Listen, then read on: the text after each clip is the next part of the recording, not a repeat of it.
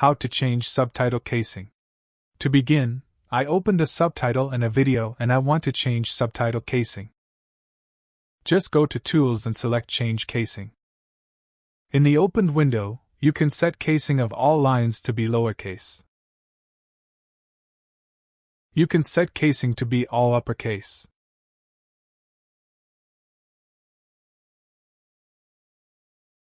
If you want to only capitalize the first letter of each line, select the first option, and if you want to capitalize the first letter of names, check the first checkbox. In the opened window, you can see the list of names that appeared in your subtitles and check the ones that you want to capitalize. Also, you can see the lines where these names appeared. At last, if you want the first letter of all the words to be in uppercase and all other letters to be in lowercase, select the proper casing.